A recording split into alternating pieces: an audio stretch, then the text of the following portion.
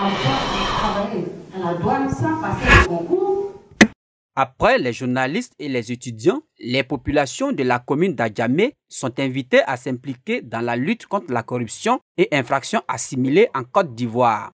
Pour y parvenir, l'État se rapproche de la commune afin de présenter aux habitants la plateforme de dénonciation Spacia, un outil bien accueilli par tous. Alors cette tournée concerne 10 communes, les 10 communes d'Abidjan. Donc c'est une tournée qui porte sur l'ensemble du district d'Abidjan et nous allons parcourir une dizaine de communes pour échanger avec les groupes sociaux sur les activités de Spacia. Ce qui nous intéresse, ce sont surtout les cas de corruption. Et ces 605 cas de corruption ont un préjudice financier qui s'élève à plus de 610 milliards de francs CFA. Et cela se répartit par secteur d'activité. Le secteur le plus dénoncé, c'est le secteur de la sécurité. Le deuxième secteur le plus dénoncé, c'est le secteur de la construction et de l'urbanisme. Là aussi, les gens qui nous ont appelés se sont beaucoup plaints de cas de corruption dans ce secteur. En troisième position, il y a le secteur de l'éducation. Cette activité s'inscrit dans le cadre de la participation citoyenne à la lutte contre la corruption. Et ça consiste à vous présenter l'outil que le gouvernement a mis à la disposition de la population pour dénoncer les cas de corruption et infractions assimilées. Pour les hôtes, la lutte contre ce fléau doit être faite depuis la base, qui est de déceler au préalable les causes.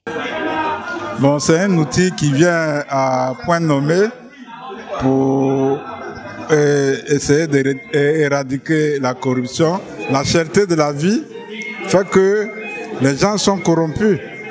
Des ouvriers et aux fonctionnaires, du fonctionnaire aux salariés, jusqu'aux juristes. Oui, il y a la corruption dans notre domaine à tous les niveaux. D'abord, les acteurs du monde du transport même sont des corrompus et des corrupteurs. On a des syndicats à notre sein qui raquettent nos chauffeurs toute la journée. Tout le monde le sait à Abidjan. Les uns et les autres ont rassuré de s'approprier du Spacia et de veiller à sa vulgarisation afin de contribuer à bouter la corruption hors des frontières du pays. Où nous allons prêcher, nous allons en parler et dénoncer vraiment, que ce soit à la tête, si quelqu'un est le responsable. Je souhaite vraiment que Spacia puisse faire son travail comme il faut. Vraiment, c'est une bonne initiative, mais très souvent, on a des bonnes idées. Et on se dit que ceux qu'on met devant vont faire le travail comme il faut. Et après, c'est eux qui renversent la situation et le travail ne se fait pas comme il faut. Nous avons déjà mis un numéro qui est ouvert 24 heures sur 24 pour prendre toutes les plaintes et tous les abus en cas de corruption et tout autre impair dans la circulation. Donc nous faisons ce que nous pouvons pour la sensibilisation à chaque occasion. La corruption est une véritable menace aux efforts consentis par le gouvernement ivoirien, notamment en matière d'amélioration de l'environnement des affaires et d'assainissement des finances publiques.